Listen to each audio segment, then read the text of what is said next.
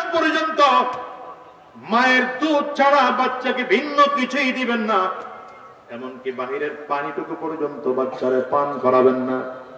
কেন বলে? রবের এখানে একটা কুদরতের খেলা আছে। কারণ বাচ্চার পাকস্থলীটা এখন অত্যন্ত নরম, দুনিয়ার কোন মানুষ জানে না এই পাকস্থলীর জন্য এখন কোন খাবারটা বেশি প্রয়োজন। রব্বুল গোলাম রে, পাকস্থলীর জন্য যে খাবারটা বেশি প্রয়োজন এটা আমি আল্লাহ তাআলা ভালো জানি। তোমার পাকস্থলীটা কেমন, তোমার মায়ের স্তনের খাবার কেমন, আমি আল্লাহ তাআলা দুটার মধ্যে মিল করতে পারি। তোমার পাকস্থলীর ধরন বুঝা আমি আল্লাহ তোমার জন্য খানার ব্যবস্থা করে দিলাম। ونشهد أن محمدا عبده ورسوله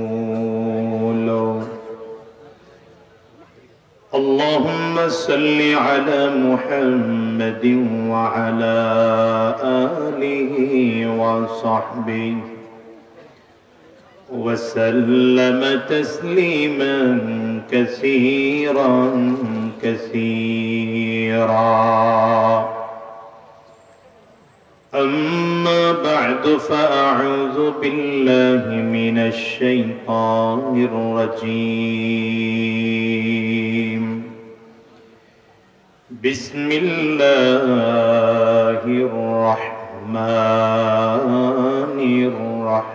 الرحيم. وما خلقت الجن والإنس إلا ليعبدون. صدق الله العظيم وصدق رسوله النبي الكريم ونحن على ذلك من الشاهدين والشاكرين والحمد لله رب العالمين. سبحانك لا علم لنا إلا ما علمتنا إنك أنت العليم الحكيم. رب اشرح لي صدري ويسر لي أمري واحلل عقدة من لساني يفقه قولي.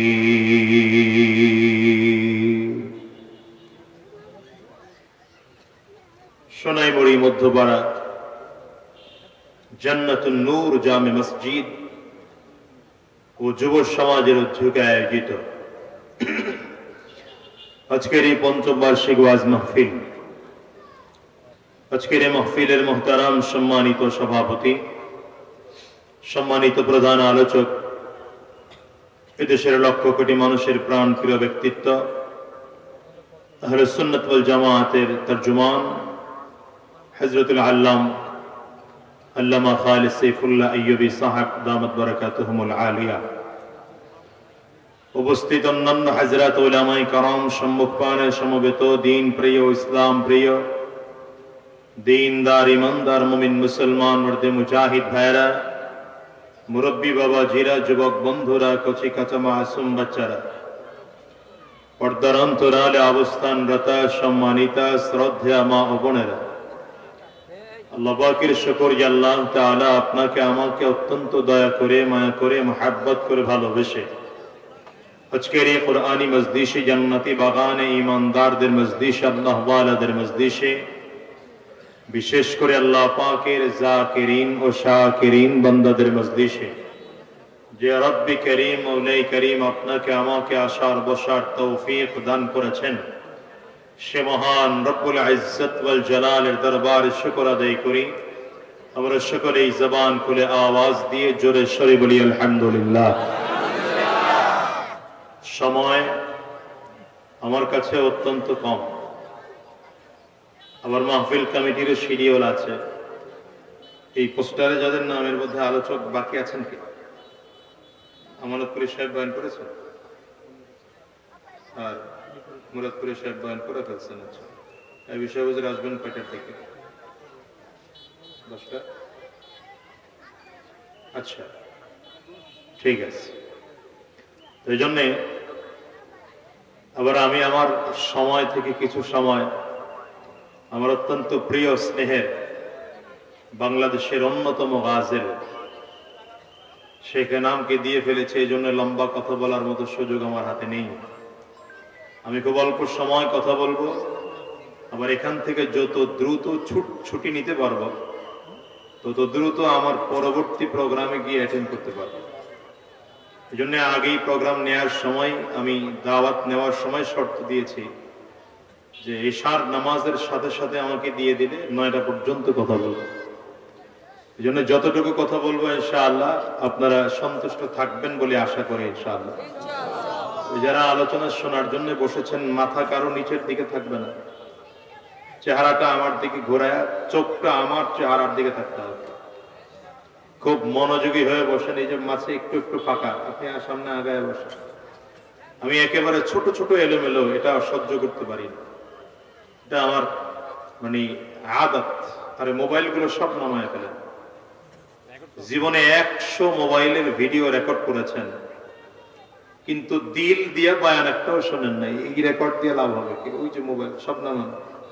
এখানের যারা মিডিয়া আছে এরা করতে থাকে, ব্যাস আপনারা একদম নামায় ফেলেন।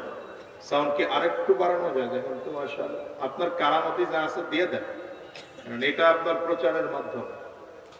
হ্যাঁ, এখন সাউন্ড ভালো দিলে আপনি আরো 2-4-5টা জায়গায় মাহফিলের দাওয়াত পেয়ে যাবেন। এখন যদি সাউন্ড না দেন তাহলে তো আপনার মার্কেট শেষ।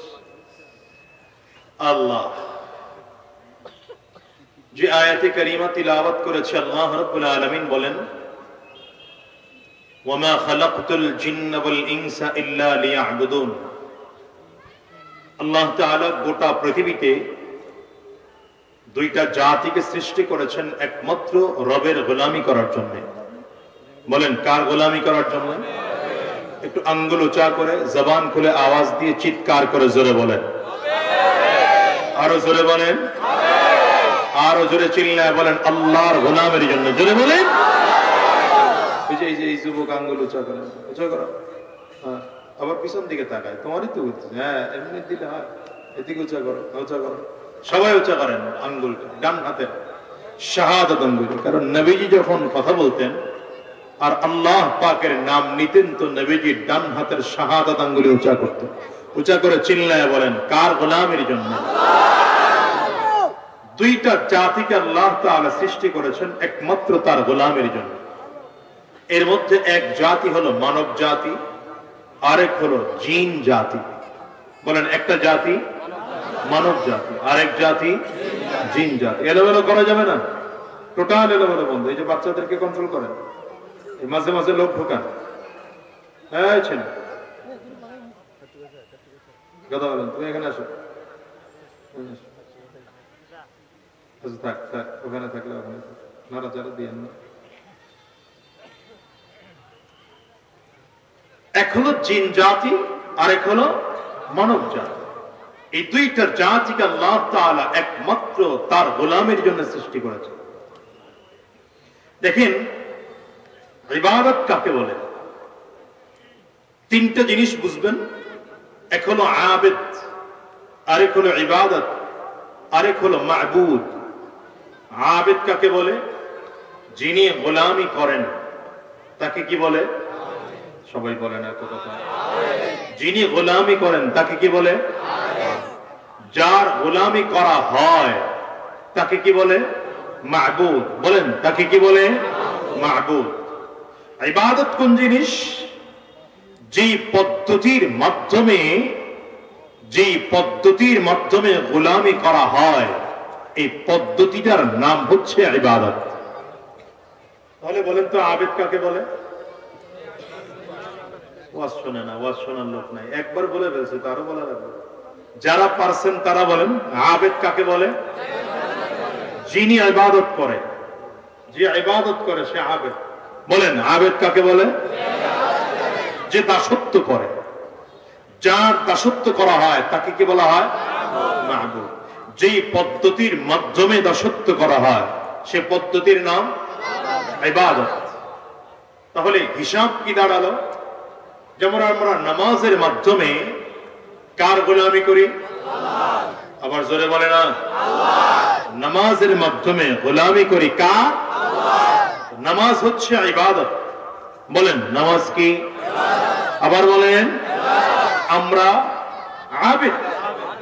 আমরা কারণ নামাজ পড়ছি কার জন্য? না আমার জন্য। নামাজ পড়ছি কাকে খুশি করার জন্য? তাইলে আমরা হলাম আবেদ, নামাজ হলো ইবাদত, আল্লাহ হলেন মাবুদ। ঠিক রোজা, রোজা হলো ইবাদত, আমরা হলাম আবেদ। যেহেতু আমরা রোজা রাখছি, যার জন্য রাখলাম তিনি আল্লাহ, তিনি হলেন মাবুদ। তো প্রশ্ন হলো আল্লাহ তাআলার গোলামি বাদ দিয়ে দুনিয়ার কোন মানুষের গোলামি করলেন, আপনি তাকে মাবুদ বানায় ফেললেন আর আপনি তার আবেদ হলেন। প্রশ্ন বুঝার আগে উত্তর দেন, আল্লাহ ছাড়া কারো গোলাম হওয়া যাবে? জোরে বলে না। আল্লাহ ছাড়া কারো ইবাদত করা যাবে? আল্লাহ ছাড়া কারো দাসত্ব করা যাবে? এখন আপনাকে আল্লাহ তাআলা এবং আল্লাহর রাসূল বলেছেন দাড়ি রাখো, সুন্নতি পোশাক পরো, মাথায় টুপি লাগাও। তো আপনি যেখানে চাকরি করছেন আপনার বস বলতেছে দাড়ি রাখলে এখানে চাকরি পাইবা না। কথা বলেন, দাড়ি রাখলে চাকরি হবে না। তুমি মাথায় টুপি লাগাইলে এখানে চাকরি হবে না। সুতরাং তুমি যদি আমার কথা মেনে দাড়ি কামাও আর মাথার টুপি খোলো তাহলে চাকরি হবে। আপনি মাশাআল্লাহ দাড়িটারে কামায় ক্লিন শেভ করলেন, এরপরে মাথার টুপিটাও খুললেন, প্যান্ট শার্ট আর টাই লাগায় পুরো ইংরেজ নাও জওয়ান সেজে ওই অফিসে গিয়ে উপস্থিত হলেন। বলেন এখানে আপনি কাকে মাহবুব বানাইলেন? এই তো মাশাআল্লাহ বুঝছেন, দেখেন কারে মাহবুব বানাইলেন? আপনার আল্লাহ বলছেন এই কোরআন দিয়া বিচার ব্যবস্থা চালানো যায়। আপনার আল্লাহ বলছেন, নবী বলছেন এই কোরআন দিয়ে অর্থনীতি পরিচালনা করা যায়।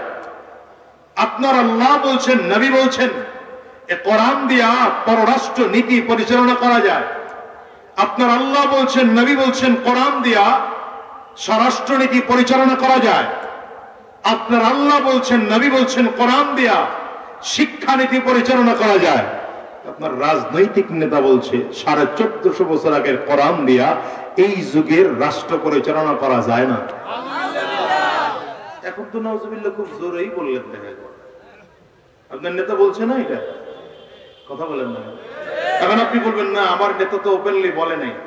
তা আপনার নেতা ওপেন বলে নাই, কিন্তু আপনার নেতা যার যার আদর্শ মানছে এটা কোরআনের আদর্শ। তো আপনার নেতা যে লেনিন কার্ল মার্ক্সের আদর্শ মেনে রাজনীতি করছে, যে মাও সেতুনের আদর্শ মেনে রাজনীতি করছে, সক্রেটিস, প্লেটো, অ্যারিস্টটলের আদর্শ মেনে রাজনীতি করছে, গণতান্ত্রিক রাজনীতি, সমাজতান্ত্রিক রাজনীতি, এরপরে এই যত রাজনৈতিক সিস্টেম আছে ধর্মনিরপেক্ষ রাজনীতি, এই রাজনীতির মূল থিওরি হচ্ছে এটা আল্লাহর কোরআন দিয়ে দেশ চালানো যায় না। আমরা নতুন কিছু সিস্টেম তৈরি করে দিচ্ছি। এই সিস্টেমে অর্থনীতি চলবে, এই সিস্টেমে শিক্ষানীতি চলবে, এই সিস্টেমে পররাষ্ট্রনীতি চলবে, এই সিস্টেমে স্বরাষ্ট্রনীতি চলবে, এই সিস্টেমে গোটা রাষ্ট্র চলবে। তার মানে আপনি আল্লাহ তাআলাকে বৃদ্ধাঙ্গুলে দেখায় বললেন আল্লাহ আপনি মাবুদ না, আমার মাবুদ অ্যারিস্টটল, আমার মাবুদ গণতন্ত্র, আমার মাবুদ সক্রেটিস, আমার মাবুদ প্লেটো, আমার মাবুদ আব্রাহাম লিঙ্কন। কথা বলে না কেন? আবিদ কাকে বলে? গোলাম কাকে বলে? মালিকের একটা হুকুমকেও সে অমান্য করবে না। কয়টা হুকুম অমান্য করবে না? কয়টা? চার পাঁচটা ছেড়ে দেওয়া যায়। কথা বলে না। একটা হুকুমকেও অমান্য করার সুযোগ নেই।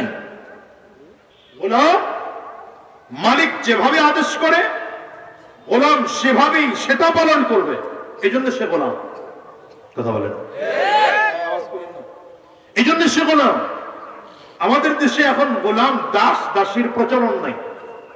একটা সময় দাস দাসীর প্রচলন ছিল, যখন মানুষ টাকা দিয়ে মানুষকে কিনে আনত। যে গোলামকে কিনে আনা হতো চিরটা জীবন গোলাম তার মালিক। এই গোলাম তার কামাই করলেও মালিককে দেওয়া লাগবে, কাজ করলেও লভ্যাংশ মালিককে দেওয়া লাগবে। এই গোলাম জীবনের যা করবে সব মালিকের। মালিক যা বলবে গোলাম তার বাহিরে চলতে পারবে না।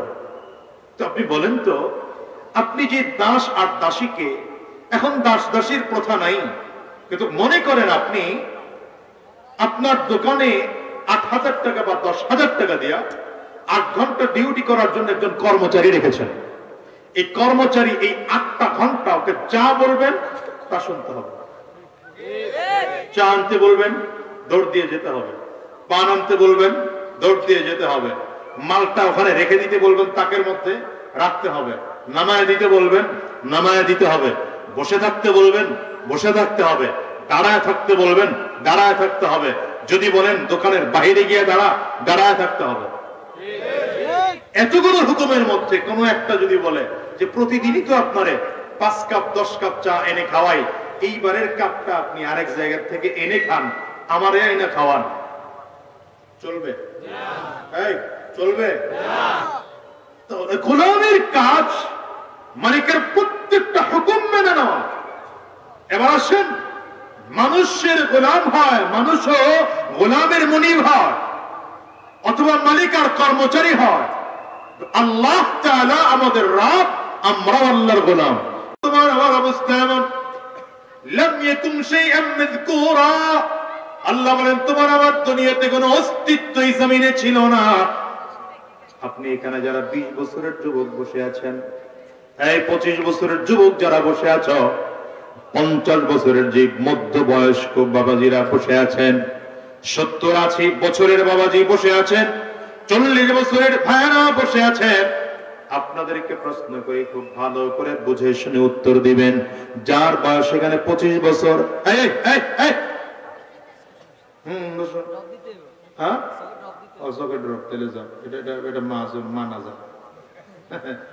মাহফিল থেকে উঠে যাওয়া এটা একটা চরম বেয়াদবি কাম। এটা করবেন না কখনো, লাগলে বক্তার মাহফিলে বসবেন না। তবে এই যেহেতু ওজোর পেশ করছে আলাদা আলাদা, যার বয়স 25 বছর, বলেন 30 বছর আগে তার অস্তিত্ব দুনিয়াতে আসতে কয়তো লোকজন বলে, যেই মানুষটার বয়স 30 বছর, 35 বছর আগে এই মানুষটার অস্তিত্ব জমিনের মধ্যে ছিল না। যেই মানুষটার বয়স 35 বছর, 40 বছর আগে তার অস্তিত্ব জমিনে ছিল না। কথা বলেন ঠিক না বেঠিক? বলেন। রব্বে কারীম বলেন, হাল আতা আলাল ইনসান হিনুম মিনাদ দাহর লাম ইয়াকুন শাইআন মাযকুরা, ছিল না তো কিচ্ছু তোমার। দেখেন তো আপনার আমার পার বাবা যখন বিয়ে করেছেন, আব্দুর রহমান নামের একটা সন্তান হবে, আব্দুল গফফার নামের একটা সন্তান হবে, আব্দুল্লাহ নামের একটা সন্তান হবে। সে ডাক্তার হবে, কেউ ইঞ্জিনিয়ার হবে, অ্যাডভোকেট হবে, ব্যারিস্টার হবে, অথবা বড় আলেম হবে, মাওলানা মুফতি হবে। এই পরিকল্পনা করার সুযোগ ছিল নাকি? কারণ মাত্র বাবা মা বিয়ে করেছে, সন্তান হবে কি হবে না এটাই কারো জানা না। রব্বুল গোলামরে, আমি তোমার মা আর বাবার মিলনের মাধ্যমে একটা নাপাক পানির ফোঁটাটা মায়ের গর্ভের মধ্যে ঢুকায় দিলাম। মায়ের গর্ভে ঢুকায় দিয়া ফেরেশতা নিযুক্ত করে দিলাম। এটাকে ধীরে ধীরে ধীরে ধীরে আমি আল্লাহ তাআলা কুদরতের মাধ্যমে রক্ষণাবেক্ষণ করা শুরু করলাম। ছোট্ট সেই নুতফাটা আস্তে আস্তে আস্তে আস্তে করে জমাট রক্তের মতো হয়ে গেল, এটা গোশতের টুকরার মতো হয়ে গেল। ধীরে ধীরে এটাকে 43 পার করে আস্তে আস্তে করে তার মধ্যে হাত বের হতে শুরু হয়েছে, নাক বের হতে শুরু হয়েছে, কান বের হতে শুরু হয়েছে, কণ্ঠ বের হতে শুরু হয়েছে, মাথা বের হতে শুরু হয়েছে, পা বের হওয়া শুরু হয়েছে। এমন কি করে করে আল্লাহ 10 মাস 10 দিন কম বেশি সময় লইয়া পূর্ণাঙ্গ একজন মানুষ বানাইয়া মায়ের গর্ভে তোমাকে আমাকে পূর্ণাঙ্গ করে সৃষ্টি করলেন। এবার জমিনে আনার জন্য আল্লাহ তাআলা পদক্ষেপ করলেন। দেখো তো আমি মাঝে মাঝে বলি, সন্তান জমিনে আসার 1 ঘন্টা আগে 2 ঘন্টা আগে মায়ের স্তনে বাচ্চার জন্য খাবার নাই, আল্লাহ জমিনে বাচ্চারে পাঠিয়ে দিলেন, তো মায়ের স্তনে রব কুদরতের মাধ্যমে খাবারের ব্যবস্থা করে দিলে। চমৎকার খাবার, যে খাবারটা বেশি গরম না, বেশি ঠান্ডা না, বেশি পাতলা না, বেশি ঘন না, বেশি নরম না, বেশি শক্ত না, বান্দার জন্য পাকস্থলীতে যেই খাবারটা উপযোগী বান্দার জন্য সেই খাবার আল্লাহ দিলেন। সুবহানাল্লাহ বলবেন। বলেন তো, দুনিয়ার যে সন্তানরা আছে এদের জন্য যদি আল্লাহ তাআলা মায়ের স্তনে বাচ্চার জন্য খাবার না রাখতেন তাহলে কি করা লাগতো? বাচ্চা জমিনে আসার পরে ওর জিহ্বা থেকে লালা নিয়ে ল্যাবে যাওয়া লাগতো। আপনাদের এলাকায় তো আশেপাশে ভালো ল্যাব নাই, তো কোথায় যাওয়া লাগতো টেস্ট করার জন্য? ঢাকায় গিয়া ল্যাবে টেস্ট করা লাগতো, মুখের লালা দেখে এর পাকস্থলীর অবস্থা কেমন, পাকস্থলীতে কোন খাবার এই বাচ্চার জন্য উপযুক্ত হবে। এবার সেই ল্যাব থেকে ফর্মালিটি দিত, সেই ফর্মুলা অনুযায়ী খাদ্য অধিদপ্তরের অনুদানে গিয়া সেখানে তাদের আন্ডারে গিয়ে খানা বানায় তারপরে নিয়ে আসা লাগতো। এরপরে বাচ্চাকে ফিডারে পরে খাওয়ানো লাগতো। বলেন তো, এতদিন বাচ্চা জমিনে বাঁচতো না, জমিন থেকে বিদায় হয়ে যেত। বলেন বলুন রে, আমি আল্লাহ তাআলা তোর জন্য এত বিশাল পদক্ষেপ রাখি নাই। তোর জন্য বান্দা, তুই ছোট্ট মানুষ, সন্তান মানুষ, তোর জন্য খাবারের খুব বেশি প্রয়োজন হয়। এই বাচ্চা জমিনে আসার পরে মায়ের স্তনের খাবার অনেক বেশি দরকার। আমি আল্লাহ তাআলা এই জন্য বাচ্চার জন্য এমন খাবারের ব্যবস্থা করে দিলাম, যেই খাবারটা আনার জন্য এখান থেকে দৌড়ায় সোনাইমুড়ি যাওয়া লাগবে না, এখান থেকে দৌড়াইয়া সেনবাগ যাওয়া লাগবে না, দৌড়ায় নোয়াখালী যাওয়া লাগবে না, ফেনী, কুমিল্লা, লাকসাম বহু জায়গায় যাওয়া লাগবে না। বাচ্চাটারে কোলের মধ্যে না মা আস্তে করে নিজের স্তন বাচ্চার মুখে ঢুকে দিল, বাচ্চা খাবার খায়।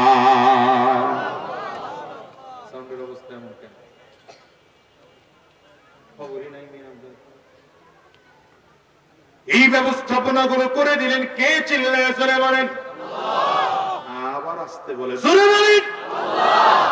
আর বলেন গোলাম, ডাক্তাররাও তখন বলে 6 মাস পর্যন্ত মায়ের দুধ ছাড়া বাচ্চাকে ভিন্ন কিছুই দিবেন না, এমনকি বাহিরের পানিটুকু পর্যন্ত বাচ্চারে পান করাবেন না।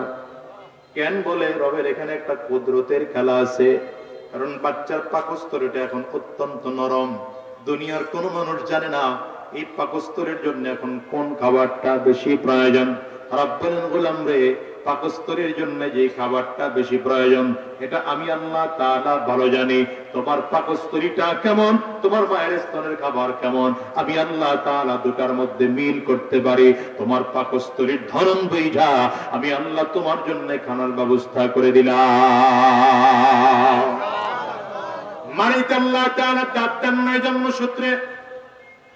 আরে ভাই, সাউন্ড তো ভালো ছিল, আবার হঠাৎ গেল কই সাউন্ডটা? এটা চলে না, এই বক্সটা চলে, এই বক্সটা গেল কই সাউন্ডটা?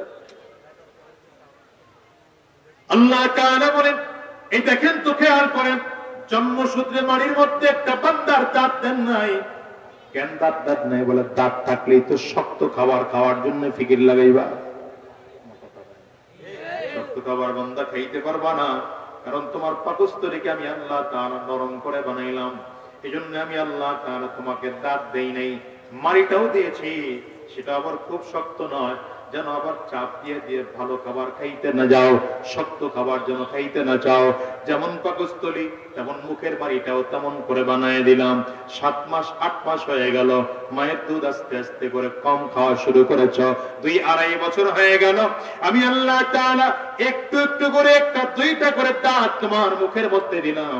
কেন দিলাম রে বান্দা? তুমি যখন এখন মোটামুটি একটু কলা দিলে, পাকা কলা চাবায়া খাইতে পারো, বিস্কুটের টুকরা গুঁড়ি করে দিলে যেন চাবায়া খাইতে পারো, বাহিরের গরুর দুধ দিলে যেন চাবায়া তুমি খাইতে পারো, একটু খিচুড়ি রান্না করে দিলে যেন তুমি চাবায়া খাইতে পারো। দাঁত কেন দিলাম? এখন পাকস্থলী তোমার আগের থেকে আরো একটু ভালো, আস্তে আস্তে বড় হয়, মুখের দাঁতগুলো আস্তে আস্তে করে বাড়তে থাকে। মুখের দাঁতগুলো যত চমৎকার করে বাড়ার কারণ হলো পাকস্থলীটা ভালো, তো মুখের দাঁতও বাড়তে আরম্ভ করেছে। 3-4 বছর যখন হয়ে যায়, রব্বে কারীম চমৎকার করে মুখের মধ্যে দাঁত দিয়ে দিয়ে দাঁতগুলো ভরে দেয়। এইবার বান্দা ছোট ছোট বিস্কুটের টুকরাগুলো চাবায়া চাবায়া খাও, হালকা হালকা নরম গোশতগুলো চাবায়া চাবায়া খাও বান্দা, এগুলো তোমার জন্য দিলাম। শোনো গোলাম, তোমার জন্য আমি আল্লাহ তাআলা বানাইলাম। আমি আল্লাহ তাআলা তোমার জন্য পাকস্থলীটারে যেমন বানাইছি, মুখটারও আমি আল্লাহ তেমন করে বানাইলাম। এইবার তুমি চমৎকার করে খানা খাও, আমি আল্লাহ তাআলা তোমার জন্য এমন করে বানাইলাম। আস্তে আস্তে করে বড় হচ্ছেন। 7 বছর, 6 বছর, 7 বছর, 8 বছর যখন হয়, আগের নরম দাঁতগুলো ফালায়া রব্বে কারীম নতুন করে আবার শক্ত দাঁত দিয়ে দেয়। এইবার বান্দা গরুর হাড্ডি চাবায়া খাও, মুরগির হাড্ডি চাবায়া খাও, খাসির হাড্ডি চাবাইয়া খাও। ধীরে ধীরে আল্লাহ তাআলা এত বড় করে বান্দার তৈরি করলেন। এইবার তোমার বয়স 20 বছর, 22 বছর, 25 বছরের সন্তান। এখন তোমার বিশাল শক্তি তোমার কম নয়। এখন তোমার অবস্থা এত চমৎকার, এত চমৎকার। এখন তো তুমি চাইলে বিশাল শক্তিশালী একজন পুরুষ, হুঙ্কার দিলে এলাকা থরথর করে কাঁপতে থাকে। কথা বলেন না ঠিক না বেঠিক? তোমার সব দলের কাছে তোমার দাম, বিএনপির লোকজন গুলো এসে তোমার হাত ধরে ধরে দাওয়াত দেয়, আসো ভাই আসো, তুমি আমার দলে আসো, ভালো একটা পদ তোমাকে দিয়ে দেব। আওয়ামী লীগের লোকজন তোমার 17 বছর ডাকছে, আয়ো না আমার দলে আসো, ভালো পদ দিয়ে দেব। জাতীয় পার্টির লোক ডাকে, আসো আমাদের কাছে আসো, একটা ভালো পদ দিয়ে দেব। অমুক দলের লোক ডাকে, আসো আমার কাছে আসো, ভালো একটা পদ দিয়ে দেব। কিন্তু আল্লাহ তাআলা বলেন, গোলাম রে আমার কাছে আয়, আমি আল্লাহ তোর জান্নাত দিয়ে দেব। এত সুন্দর করে তোরে আমি আল্লাহ বানাইলাম, চেহারাটা এত সুন্দর করে আল্লাহ বানাইলেন। দেখেন তো, চোখের জায়গায় চোখ দিলেন, কানের জায়গায় কান দিলেন, নাকের জায়গায় নাক দিলেন, জিহ্বার জায়গায় আল্লাহ তাআলা জিহ্বা দিলেন, দাঁতের জায়গায় দাঁত দিলেন। তুমি আর চাইলে তো খানা খাইলে পেটের মধ্যেই যায়, আল্লাহ চাইলে মুখটারে নিয়ে পেটে দিতে পারতেন না? কথা বলেন না কেন? এত সুন্দর করে অফসেট করলেন, খানা সামনে নিলা, খানা সামনে নেওয়ার সাথে সাথে মনে করেন চোখ দুইটা যদি পেছনে থাকতো, তো খানার প্লেটটা ঘোরায়া পেছন দিকে নিয়ে নেওয়ালে দেখা লাগতো খানায় পরিষ্কার আছে না, কোনো ময়লা আছে। রব বলেন, গোলাম আমি আল্লাহ তোমার এই কষ্টটা দেব না। খাবার প্লেট সামনে এসেছে, তো তুমি চোখ দিয়ে তাকায় দেখতে পারো খানাটা পরিষ্কার আছে, খানাটায় কোনো ময়লা নাই, খানার রং ভালো আছে, দেখলেই মজাদার মজাদার মনে হয়, খানাটা দেখলে তোমার পছন্দ হবে। এইবার খানার লোকমা হাতে তুলে নিলা, মুখের মধ্যে ঢুকাইবা, মুখে দেওয়ার আগে আগে না তোমার বলে দিবে খানাটা এখনো নষ্ট হয় নাই, খানাটা এখনো তাজা আছে। জিহ্বার মধ্যে দিলা, তো জিহ্বা বলে দেয় খানাটার স্বাদ একদম আগের মতো আছে। এইবার গোলাম দাঁতগুলো দিয়ে চাবাও, চাবায়া চাবায়া পেটের মধ্যে দিয়ে দাও। আমি আল্লাহ তাআলা পাকস্থলীতে যাওয়ার আগে আগে পিত্তথলি দিয়ে ছোট্ট একটু পিত্ত রস ফেলে দিয়া তোমার খানাগুলো একদম হজম করায় দেব। যতটুকু তোমার শরীরের জন্য উপযোগী, যেটা তোমার শরীরের জন্য উপকার, সেটা আমি আল্লাহ তাআলা তোমাকে গোশতের মাঝে বন্টন করায় দেব, রক্তের মাঝে বন্টন করায় দেব। যেটা তোমার জন্য দরকার না, আমি আল্লাহ সেটারে ময়লা বানায় বাথরুমে বের করে দেব। এত কিছু